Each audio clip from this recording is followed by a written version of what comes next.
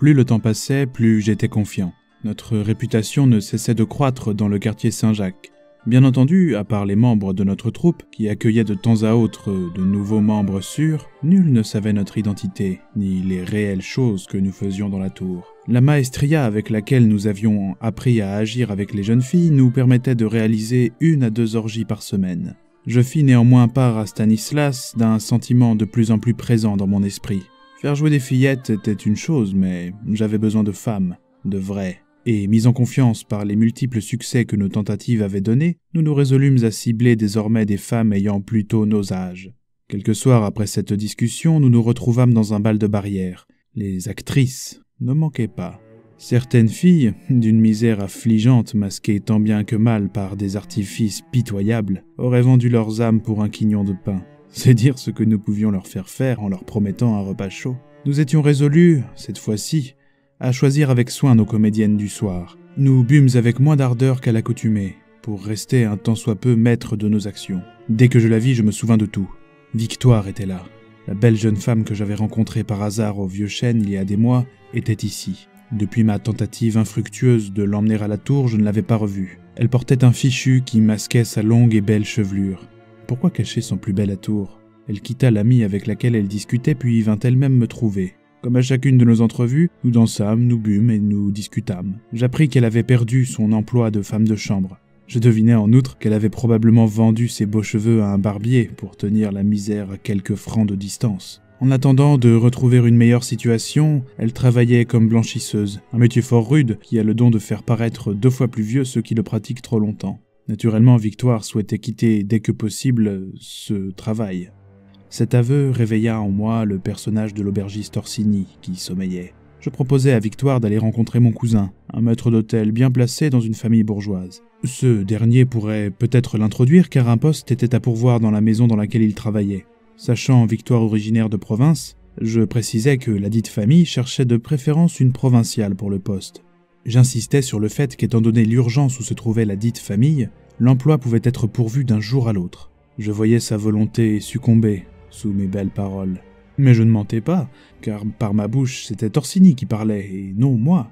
Victoire me crut. Enfin, crut Orsini. Elle alla échanger quelques mots avec son ami. De mon côté, j'allais informer Stanislas de ma prise. J'introduisis mon amie, Victoire introduisit la sienne. Il fut décidé qu'elles viendraient toutes les deux. Cela les rassurait et, accessoirement, nous arrangeait. Nous nous mîmes en route. Je sentais en moi la même tension euphorique que j'avais ressentie lors de nos premières prises. J'avais du mal à m'empêcher de regarder le corps de Victoire sans m'imaginer que je le possédais déjà.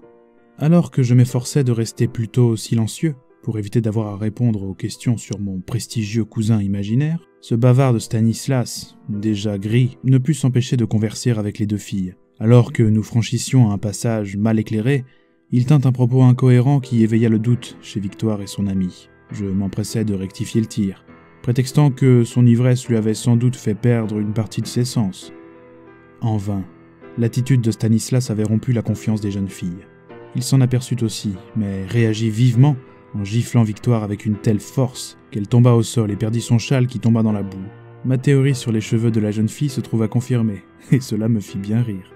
Aussitôt, Stanislas la saisit par sa chevelure renaissante, avertissant son ami qu'elle n'avait pas intérêt à fuir. « Donne la corvée à cette garce, qu'elle comprenne où est son intérêt », cria-t-il à mon intention en me présentant le visage de la jeune femme.